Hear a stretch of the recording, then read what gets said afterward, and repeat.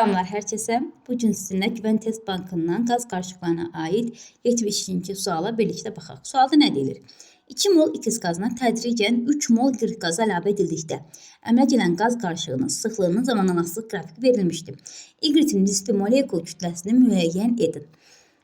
Burada sıxlıq verilib, bir də zamanlamasıq qrafiki verilib. Gördüyümüz kimi zaman keçdikcə sıxlığımız artır. Gəlin burada birinci nəyə baxaq? Deməli 2 dənə sıxlıq var. Birinci sıxlığımız 1.25-dir. Bu sıxlıq hansı maddəyə aid olan sıxlıqdır? Təbii ki də 2 mol X maddəsinə aid olan sıxlıqdır. Sonradan Y maddəsi əlavə olunur, 3 mol Y maddəsi və sıxlığımız artır, qalxır 2-yə. Deməli bu 2 olan sıxlıq isə 2 maddənin Y və X-in sıxlığına aiddir. İndi bu məsələnin çox yollarla üsulları var. Birinci üsulumuz bu şəkildədir. Baxın.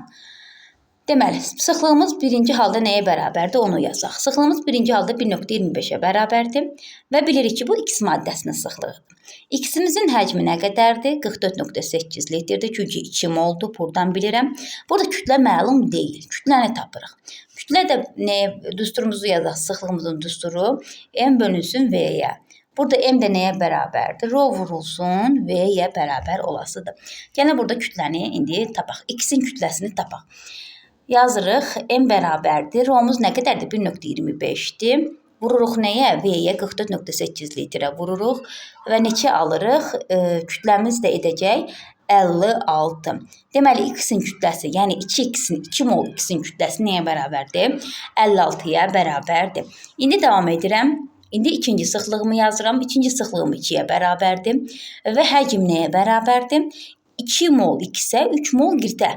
Deməli, 112 litrə bərabər olasıdır. Kütlə burada sual işarəsidir.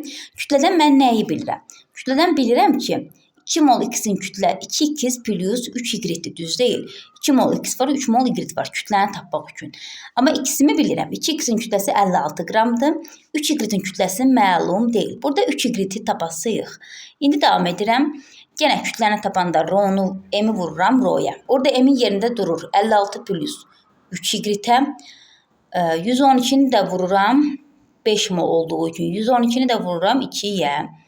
Burada cavab eləyəsidir neçə? 56 plus 3Y bərabərdir 224-ə. 3Y də bərabərdir nəyə?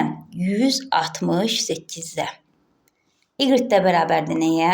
56-ya. Deməli, Y-in nisbi molekul kütləsi 56-ya bərabər olasıdır. Burada X-i qarışdırmayın. Burada 2X-in kütləsi. 2 mol X-in kütləsi nəyə bərabərdir? 56-ya bərabərdir. Burada X-in kütləsini soruşsaydı bizdən, nisbi molekul kütləsini soruşsaydı 27 olasıydı. Deməli, X 27-dir. Y isə 56 olasıdır. Nisbi molekul kütləsi 56-ya bərabər olacaq.